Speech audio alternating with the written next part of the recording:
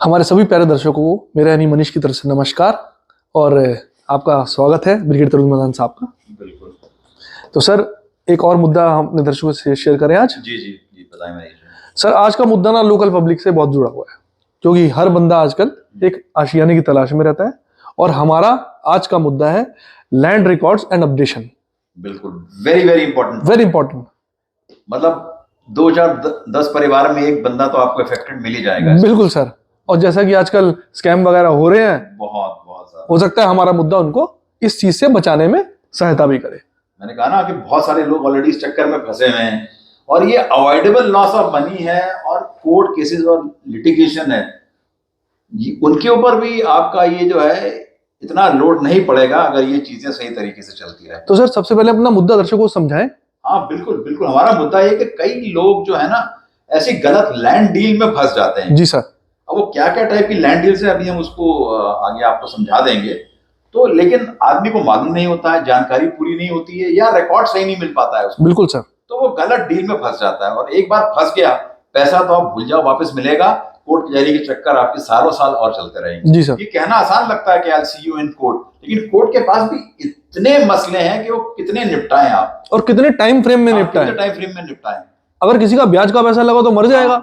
See, first priority of course is always the criminal cases. जी sir. Then come the civil cases. जी sir. ठीक है, तो court में भी मतलब ऐसा unnecessary pressure, हमारा केस तो साहब सालों से चल रहा है, कुछ हुआ ही नहीं। Don't put unnecessary pressure on the courts too.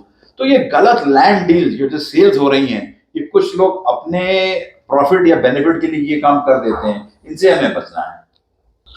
अच्छा सर एक चीज आपसे मैं ये पूछना चाहूंगा कि जो ये लैंड रिकॉर्ड्स हैं, क्या इनमें कोई मतलब मिसमैच सिस्टम है कि ये अवेलेबल नहीं है या अपडेशन इनका नहीं है, क्या चीज है ये? नहीं देखिए, अवेलेबल तो है, अलग अलग एजेंसियां बोलती रहती हैं जो प्राइवेट बिल्डर्स या सेलर्स नहीं है कि आप लैंड रिकॉर्ड जाके चेक कर लो, लेकिन मिसमैच तो कहीं है, क्योंकि फिर वो सही पिक्चर क्यों नहीं सामने आ रही है। आदमी कैसे फंस रहा है भाई, फंस कैसे रहा है? डबल सेलिंग, एक ही जमीन कितनी बार बिक गई। जी सर। ठीक है, किसी ने जमीन उसके नाम भी नहीं है, फर्जी कागज बनाए और बेच दी। जी सर। तो ये भी हो रहा है। कई लोग रिप्रेजेंट करते हैं पोस्ट सेलिंग, कोई जमीन बिक गई, इसमें तो मेरा भी मालिकाना हक था। जी सर। तो यू अंडरस्टैंड, तो इस टाइप की सारी चीजें आ रही, तो कहीं ना कहीं मिसमैच जरूर है। वो सारा डेटा विजिबल नहीं है, लोग कहते हैं जाके देख लो, अगर देखने के बावजूद भी गड़बड़ हो रही है जी सर और आम आदमी परेशान है तो कहीं मिसमैच जरूर है।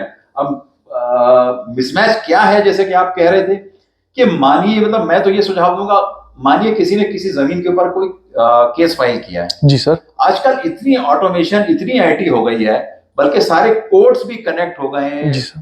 जो तहसीलदार के ऑफिस हैं, लैंड रिकॉर्ड्स वाले ऑफिस हैं, तो वो क्यों चीज इमीडिएटली रिफ्लेक्ट नहीं हो जाती कि फलाना खसरा नंबर जमीन पर जो है ये केस फाइल हुआ, इस आदमी ने दर्ज किया है। जी सर। तो ये पर्टिकुलर जमीन जो है अंडर लिटिगेशन है। जी सर।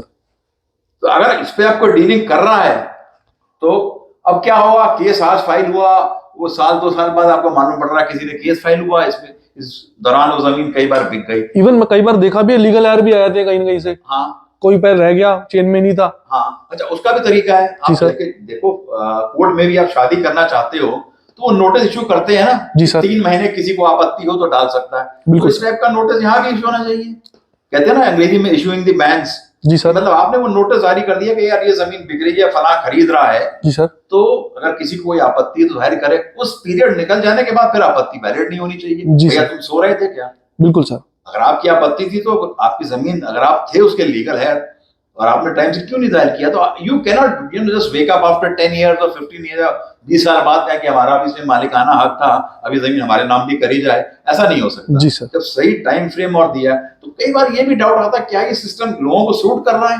जी ये सर। सब भी चलता जा रहा है, कंफ्यूजन चलती रहे, बहुतों को सूट कर रहा है और ये चल रहा है। अगर इतनी ट्रांसपेरेंसी हो गई है सिस्टम में तो फिर गड़बड़ियां क्यों हो रही हैं? जी सर। मेन मुद्दे की बात ये। जी सर।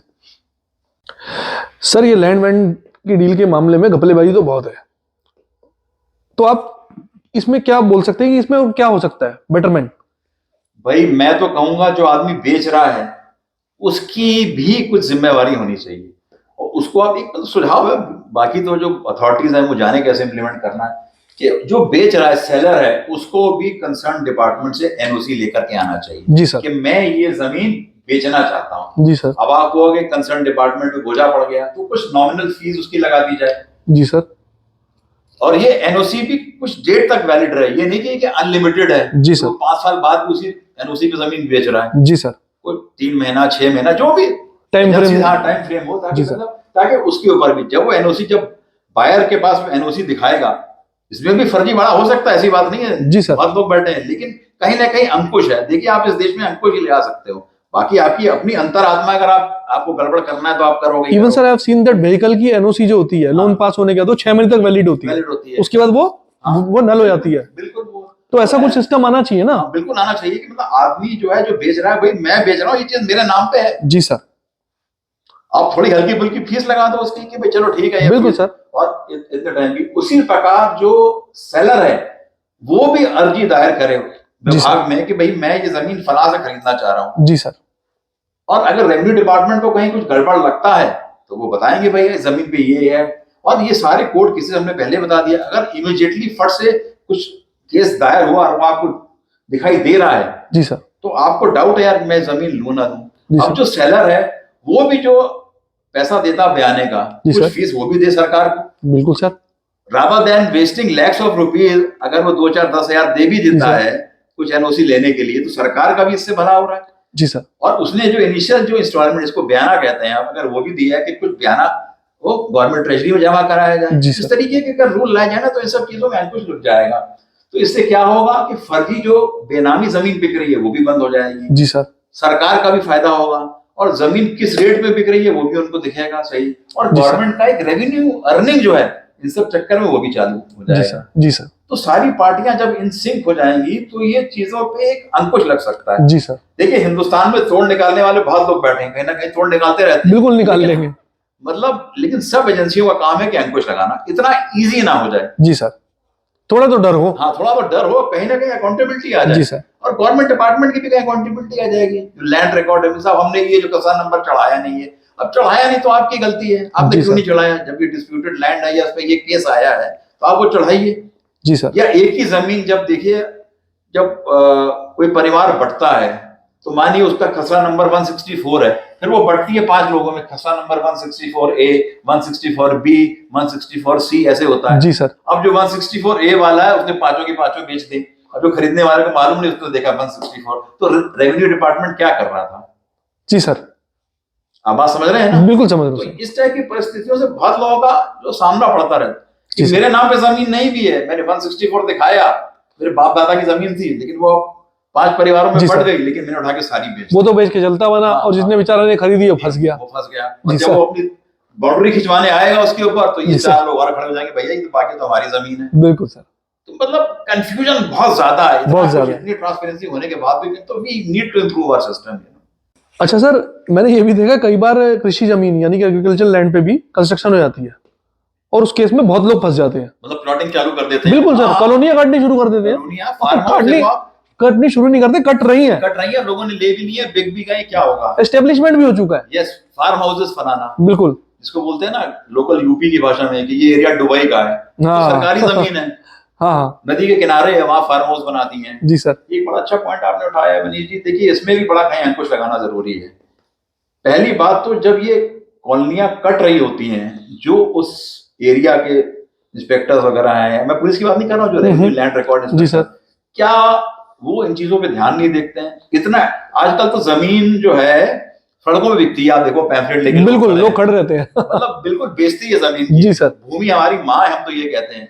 और जिस तरीके से लोग सड़कों पे जी सर। पैम्फलेट लेके खड़े होते हैं, लाखों करोड़ों का सौदा वो सड़क पे कर रहे होते हैं। जी sir. It's very surprising and demeaning. जी सर।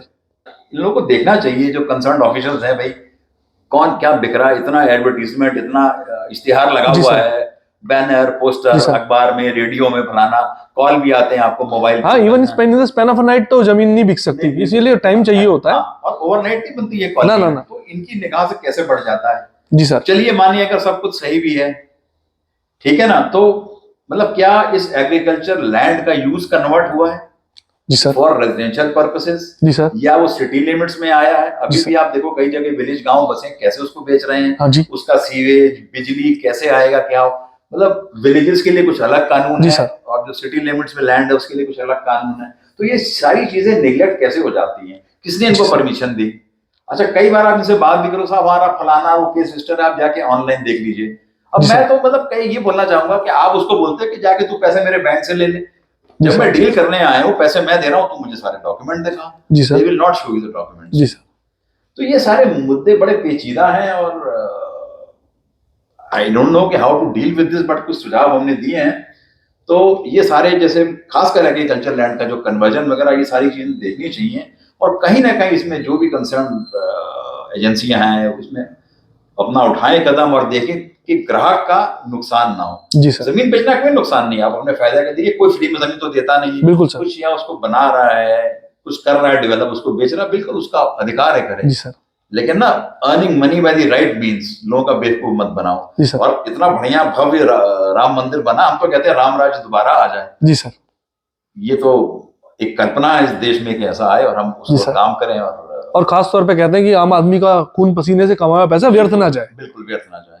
जी भाई, सर। जब आपके साथ कुछ गलत होता है तो आपको बहुत तकलीफ होती है, जी सर। बिल्कुल होती है।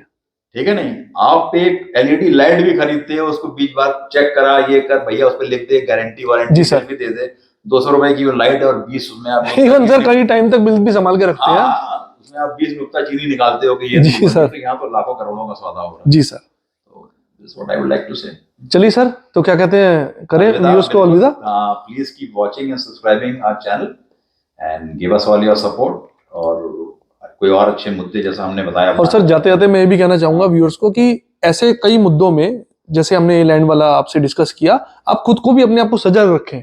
बिल्कुल सजग रखें। अपनी चारों आंखें खोल के अपने पैसे को इन्वेस्ट करें, चाहे वो शेयर हो, हमने शेयर की बात भी पहले करी है और ये जमीन की बात भी कर रहे हैं, तो ध्यान रखें और अपने बेहतर कल को और बेहतर बनाएं। बिल्कुल। So wishing all our viewers good bye and जय हिंद एंड जय भारत। जय हिंद।